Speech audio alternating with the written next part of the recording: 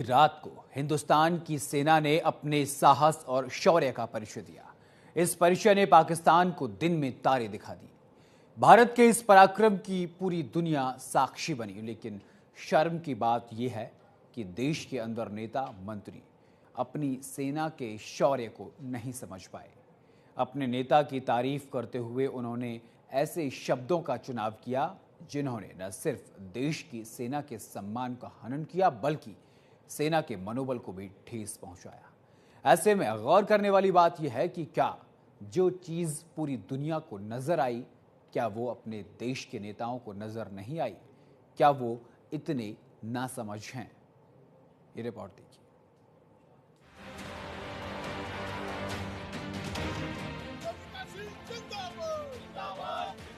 उन्होंने हमारी बेटियों के सिंदूर उजाड़े थे, वही लोगों को हमने उन्हीं की बहन भेज करके उनकी करवाई। यशस्वी प्रधानमंत्री जी को हम धन्यवाद देना चाहेंगे और पूरा देश की वो सेना, वो सैनिक उनके चरणों में नतमस्तक है। इनमें से पहला बयान मध्य प्रदेश के जनजातीय मंत्री कुंवर विजय शाह का है, जिन्होंने बाकी नेताओं को पिछाड़ते हुए सैनिकों की जाति और धर्म को खोज निकाला। इन्होंने न सिर्फ ऑपरेशन सिंदूर को सफलता के बाद सेना में नई खोज की, बल्कि यह भी बताया कि प्रधानमंत्री नरेंद्र मोदी ने कैसे पाकिस्तान को जवाब दिया। हालांकि प्रधानमंत्री ने ऐसी कोई सनसनीखेज जानकारी देश को नहीं दी, लेकिन विजय शाह ने बाजी मारते हुए देश को बताया कि कर्नल सोफिया कुरैशी को पीएम मोदी ने ऑपरेशन सिंदूर के लिए क्यों चुना। उन्होंने हमारी बेटियों के सिंदूर उजाड़े थे, वही लोगों को हमने उन्हीं की बहन भेज करके उनकी करवाई। उन्होंने हमारे हिंदुओं को मारा और मोदी जी ने उनकी बहन को उनकी करने हमारे जहाज से उनके घर देश का सम्मान, मान सम्मान और हमारी बहनों का सुहाग का बदला तुम्हारी बहनों को पाकिस्तान भेजकर अगर कोई ले सकता है। हाल ही में मेरे दिए गए बयान से जो हर समाज की भावना आयत हुई है, उसके लिए मैं दिल से न केवल शर्मिंदा हूं, दुखी हूं, बल्कि माफी चाहता हूं। हमारे देश की वो बहन सोफिया कुरैशी राष्ट्र धर्म निभाते हुए जाति और समाज से ऊपर उठकर उन्होंने जो काम किया है, वो हमारी सगी बहन से भी ऊपर सम्मानित हैं। हमारी सेना और हमारे सोफिया बहन के साथी जितने भी जिन्होंने हमारी उन बहनों का बदला लेने के लिए, हिंदुस्तान का मान सम्मान रखने के लिए और हमारे विरोधियों को धूल चटाई है, मैं उनका सम्मान करता हूं। हाल के भाषण में जब मेरी इच्छा और मनसा यही थी कि मैं उनके बात को अच्छे से समाज के बीच में रखूं, लेकिन दुखी और विचलित मन से कुछ गलत निकल गए, जिसके कारण आज मैं खुद शर्मिंदा हूं और पूरे समाज से और समुदाय से माफी मांगता हूं। राजनीतिक गलियारों में बीजेपी के मंत्री विजय शाह के बयान पर हो हल्ला मच ही रहा था। देश और देश की सेना समझ ही रही थी कि इतने में समाजवादी पार्टी के सांसद रामगोपाल यादव ने विजय शाह का अधूरा बयान पूरा कर देश को समझा दिया कि वह किसके बारे में बात कर रहे हैं। दिव्या सिंह के बारे में इन्हें मालूम नहीं कि वो कौन है, और न एयर ऑपरेशन के जो इंचार्ज थे एयर मार्शल अवधेश कुमार भारती, न उनके बारे में मालूम था, वरना इन्हें भी गाली दे। मैं आपको बता दूं कि दिव्या सिंह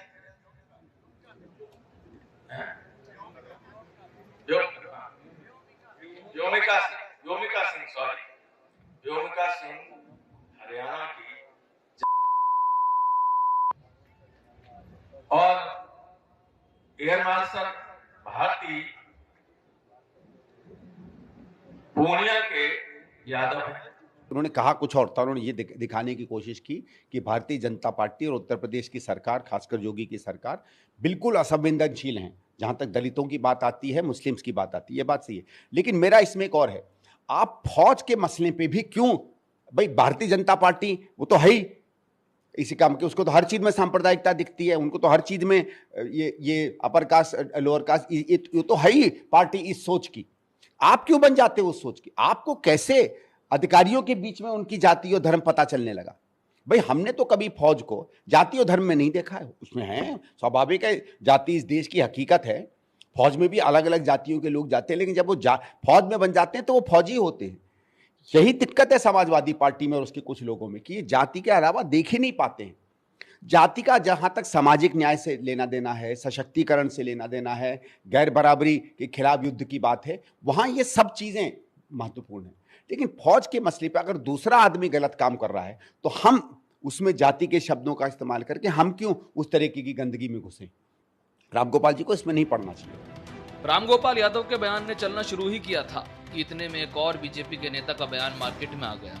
इस बार भी बयान मध्य प्रदेश की धरती से ही आया। मध्य प्रदेश के कैबिनेट मंत्री विजय शाह को पीछे छोड़ते हुए मध्य प्रदेश के डिप्टी सीएम जगदीश देवड़ा ने एक कदम आगे बढ़कर सेना का अपमान किया। यशस्वी प्रधानमंत्री जी को हम धन्यवाद देना चाहेंगे और पूरा देश की वो सेना, वो सैनिक उनके चरणों में नतमस्तक है। उनके चरणों में पूरा देश नतमस्तक है। बिल्कुल कांग्रेस गलत तरीके से प्रस्तुत कर रही है और जिन चैनल पर ये इस प्रकार का गलत बयान जो आ रहा है, तोड़ मरोड़ करके जो कहा जा रहा है, वो बिल्कुल गलत तरीके से पेश किया जा रहा है। मैंने जबलपुर के एक कार्यक्रम में सिविल डिफेंस वॉलंटियर्स का एक दिवसीय प्रशिक्षण शिविर था, उसमें मैं सम्मिलित हुआ था और मैंने ये कहा कि देश की सेना ने जो काम किया है ऑपरेशन सिंदूर में, उसकी जितनी सराहना की जाए उतनी कम है और देश की जनता भारत की सेना के चरणों में नतमस्तक है, उनको प्रणाम करते हैं, उनका सम्मान करते हैं। जितना कहा जाए उतना कम है सेना के बारे में, ये शब्द मैंने कहे हैं।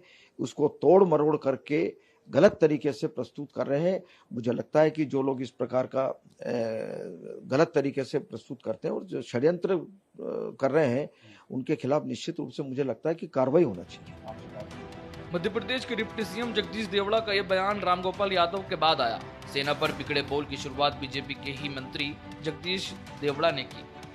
उसके बाद समाजवादी पार्टी के सांसद रामगोपाल यादव की हुई और अब जगदीश देवड़ा तक पहुंच गया है। एक के बाद एक आते नेताओं के बयानों ने सेना की शान में जो शब्द इस्तेमाल किए हैं वो पूरे देश की जनता तक पहुंच गए हैं। उधर मध्य प्रदेश के उप मुख्यमंत्री जगदीश देवड़ा के बयान को लेकर कांग्रेस पार्टी ने सेना का अपमान बताया। कांग्रेस महासचिव प्रियंका गांधी ने एक्स पर पोस्ट में लिखा, बीजेपी के नेताओं की ओर से लगातार हमारी सेना का अपमान अत्यंत शर्मनाक और दुर्भाग्यपूर्ण है। पहले मध्य प्रदेश के एक मंत्री ने महिला सैनिकों पर अभद्र टिप्पणी की और अब उनके उप मुख्यमंत्री ने सेना का घोर अपमान किया है। पूरे देश की जनता सेना के शौर्य पर गौरवान्वित है, लेकिन बीजेपी के लोग सेना को अपमानित कर रहे हैं और बीजेपी अपने नेताओं पर कार्रवाई करने की जगह उन्हें बचाने में पूरा जोर लगा रही है। बीजेपी ऐसा करके हमारी सेना और देशवासियों को क्या संदेश देना चाहती है? मौके की नजाकत को समझते हुए कांग्रेस ने भी बीजेपी के खिलाफ मोर्चा खोल दिया। कांग्रेस बीजेपी को घेरने के लिए सड़कों पर उतर आएगी। बेशर्मी की हद होती है। हाईकोर्ट स्वतः संज्ञान लेता है, सरकार सोती रहती है। एफआईआर लिखी जाती है, वो भी एफआईआर आधे अधूरे मन से, जिस पर डांट पड़ी है हाईकोर्ट की। सुप्रीम कोर्ट गए, सुप्रीम कोर्ट ने भी डांट लगाई, पर इनके मंत्री, मध्य प्रदेश के कैबिनेट मंत्री ने जो टिप्पणी की है उस पर भारतीय जनता पार्टी सरकार ने अभी तक कोई कार्रवाई नहीं की। इसके पहले भी ये मंत्री जी आदतन कुछ न कुछ बोल जाते रहे।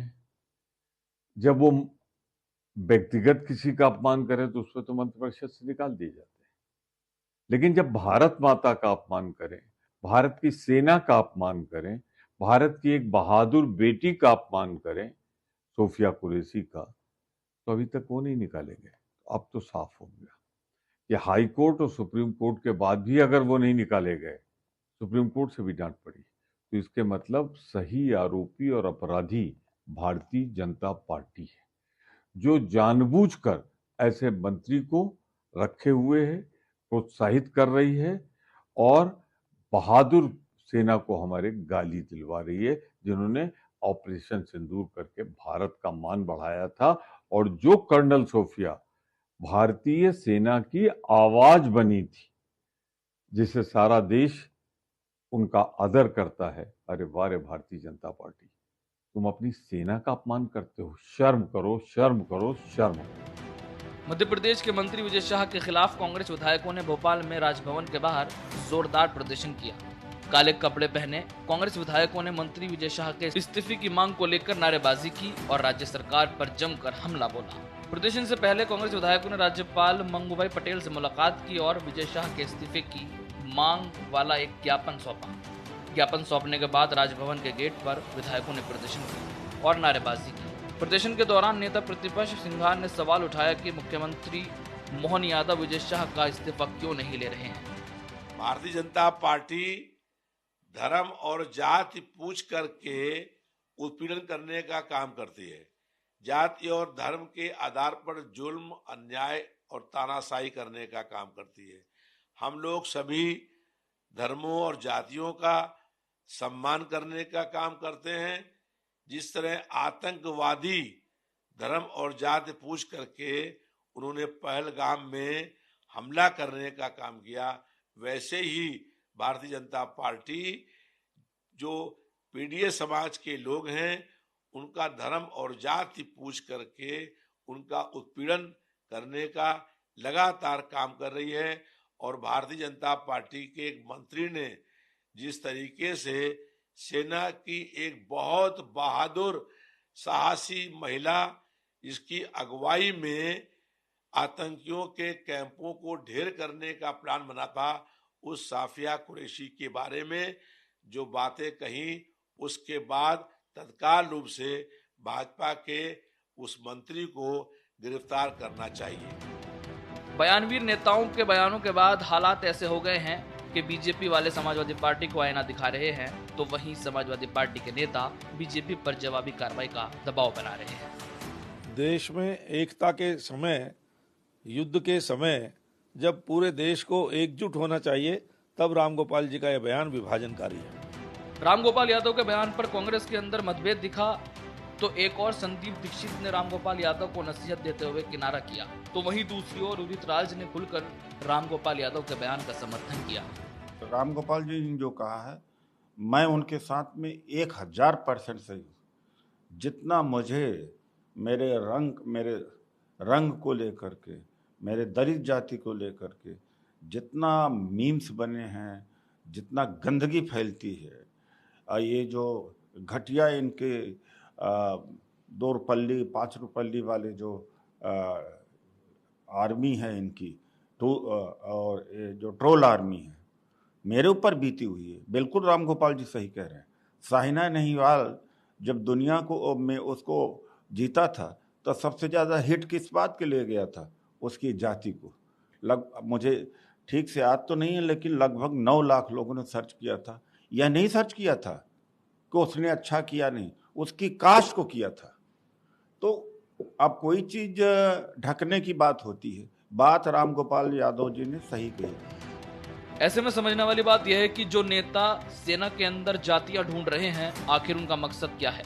बीजेपी के खिलाफ बोलने वाले नेताओं को आड़े हाथ लेने वाली पार्टी सेना के अपमान पर खामोश क्यों है? आखिर बीजेपी के सामने ऐसी क्या मजबूरी है जो विजय शाह और जगदीश देवड़ा पर कार्रवाई नहीं कर पा रहे हैं? हमेशा सेना का सम्मान और देश की सुरक्षा को ऊपर रखने वाली बीजेपी कहीं ऐसा तो नहीं कि इस बार अपने चक्रव्यूह में फंस गई है। बीजेपी के नेताओं ने प्रधानमंत्री मोदी के बयानों से हटकर जो बयान दिए हैं, वो कहीं बीजेपी के अंदर विचारों की लड़ाई का खुलासा तो नहीं है। ऐसे कई सवाल हैं जो आज पूरा देश बीजेपी से पूछ रहा है, लेकिन बीजेपी रामगोपाल यादव पर निशाना साधने के साथ साथ ये भूल रही है कि जो बयान विजय शाह ने दिया, रामगोपाल यादव ने तो सिर्फ उसको पूरा किया। हालांकि किसी की गलती से सबक न लेकर वही गलती करना एक समझदार इंसान की निशानी नहीं है, खासकर उनसे तो बिल्कुल नहीं जो लोकतंत्र में जनता का प्रतिनिधित्व करते हैं। ऐसे नेताओं को ध्यान रखना चाहिए कि राजनीति करते समय ऐसे बयान न दें जो उनके लिए गले की फांस बन जाए, और जिन लोगों ने उन्हें वोट देकर वहां तक पहुंचाया है, उनकी ही आंखों में चुभने लगे। न्यूज इंडिया के लिए संजीव कुमार की रिपोर्ट। एक कहावत है राजनीति में सब कुछ जायज होता है। सियासी कुर्सी तक पहुंचने के लिए शाम दाम दंड भेद सभी पैंतरों का इस्तेमाल करना पड़ता है, तब कहीं जाकर सत्ता का सुख नेताओं को मिलता है। इसमें कोई बुराई भी नहीं है, लेकिन जब ये दायरा टूटता है तो देश सोचने पर मजबूर हो जाता है कि आखिर कैसे देश की राजनीति किस ओर जा रही है। कुछ ऐसा ही बीजेपी नेताओं ने किया है, जो सियासी जंग का मैदान बन गया है। रिपोर्ट देखिए।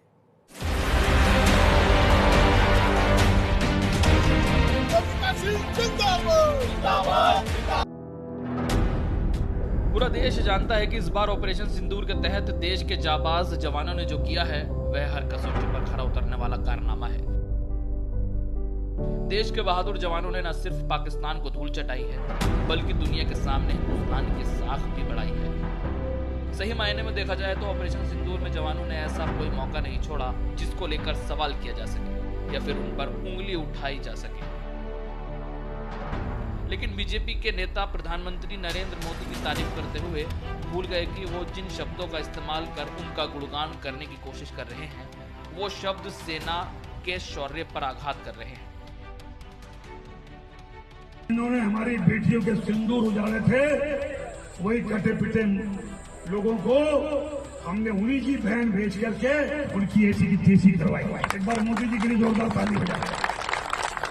यशस्वी प्रधानमंत्री जी को हम धन्यवाद देना चाहेंगे और पूरा देश की वो सेना, वो सैनिक उनके चरणों में नतमस्तक है।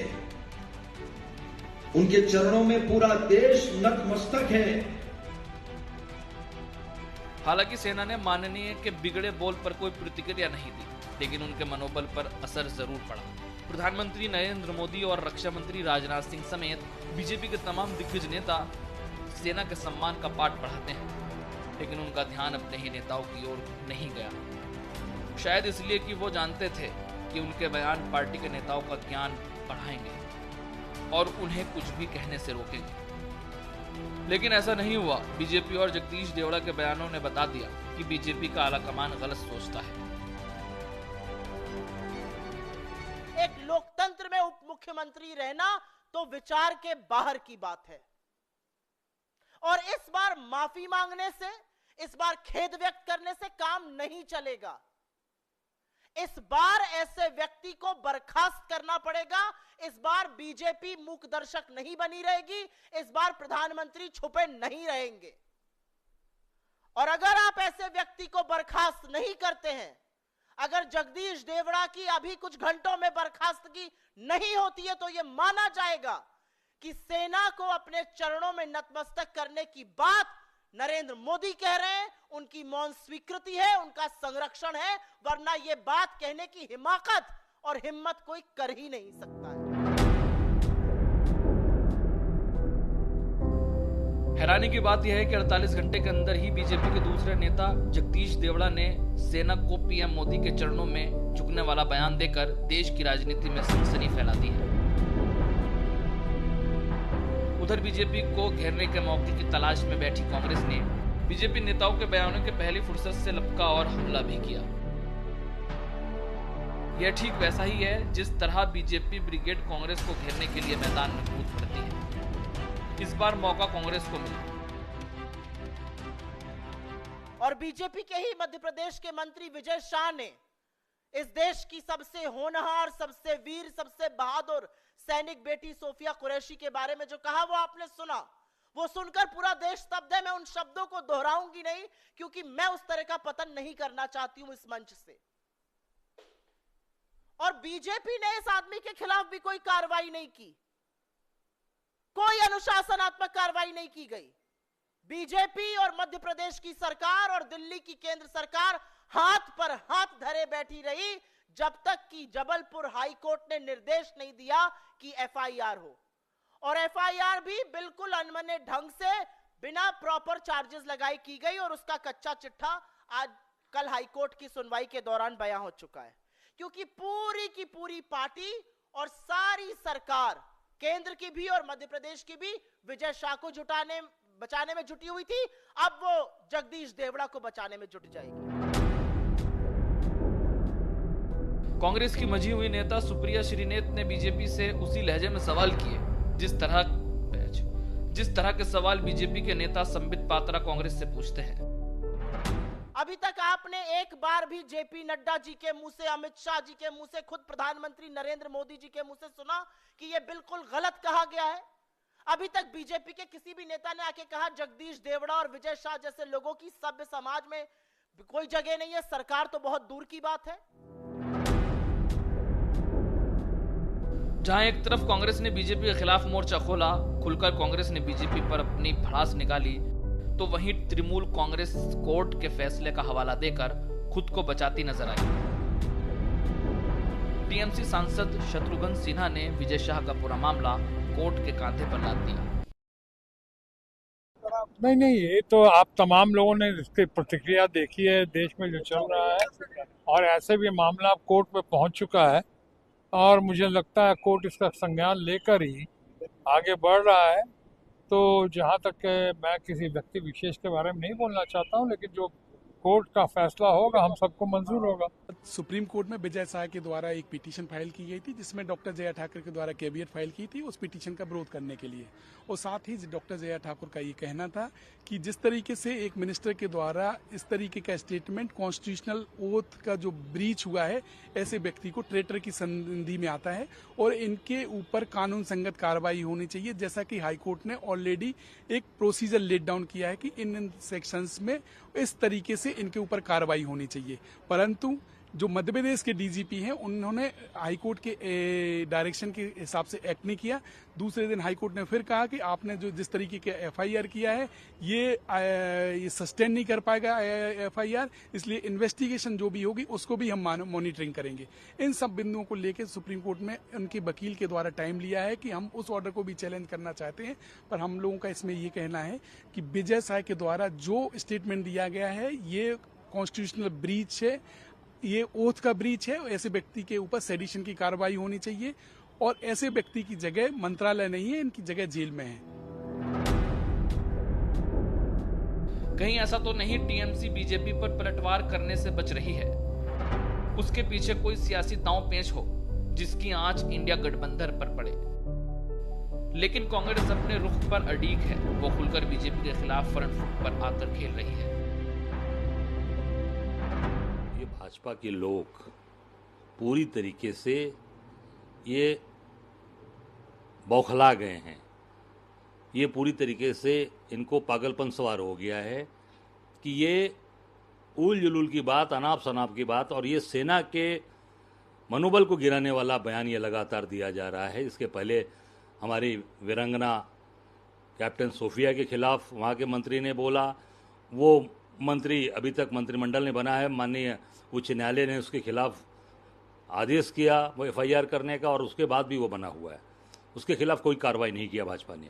और अभी डिप्टी सीएम वहीं मध्य प्रदेश, ये पूरी तरीके से भाजपा के लोग, मुझे लगता है कि ये इनका मानसिक संतुलन खो गया है और इनको इलाज की आवश्यकता है। मोदी जी सबका इलाज कराएं और सेना, मैं समझता हूं कि सेना और पूरे देश को चरणों में दिखा रहे हैं मोदी जी के, ये पूरी तरीके से सेना का अपमान है और जो सेना का मनोबल गिराने वाला बयान दिया गया है। मध्य प्रदेश विधानसभा में विपक्ष के नेता उमंग सिंघार ने भी इस बार खुलकर फ्रंट फुट पर खेला। उन्होंने जगदीश देवड़ा के बयान को कोट कर सवाल उठाया कि सेना का सम्मान सर्वोपरि है या प्रधानमंत्री नरेंद्र मोदी का सम्मान। इसी बहाने नेताओं के बयानों में राजनीति और आगामी चुनाव की तैयारियों की बू भी आने लगी है। वोट बैंक को साधने के लिए लिलायित रहने वाले नेताओं को जाहिर तौर पर बिहार की तैयारी के लिए मुद्दा मिल गया है। प्रधानमंत्री जी लगता है इस देश की जनता से भी ऊपर हो गए, उनको जनभावना का ध्यान नहीं।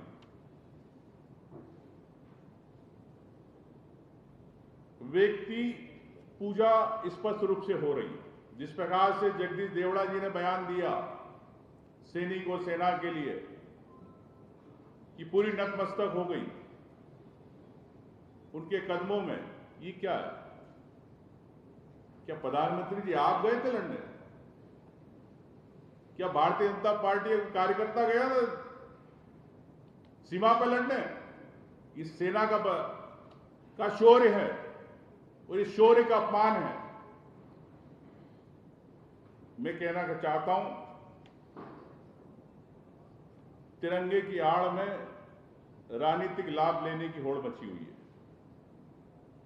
पूरे देश के अंदर तिरंगा यात्राएं निकल रही,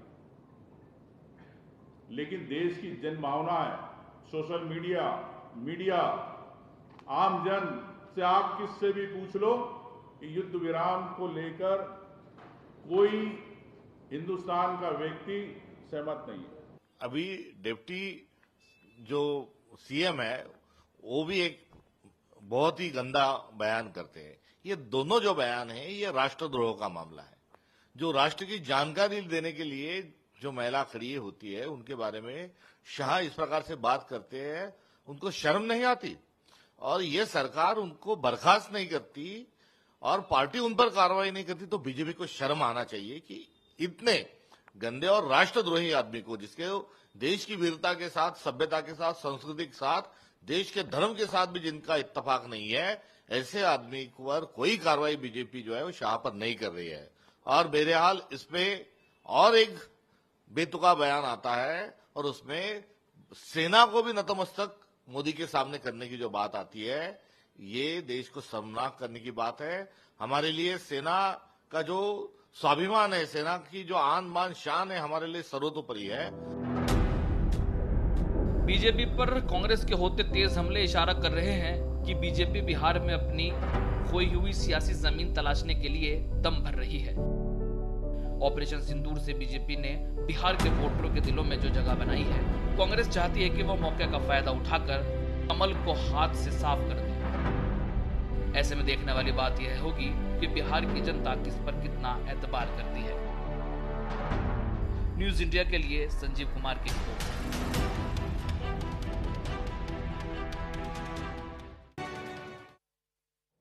और इसी के साथ इस बुलेटिन में इतना ही। देश और दुनिया की तमाम बड़ी और अहम खबरों के लिए देखते रहिए न्यूज इंडिया। नमस्कार।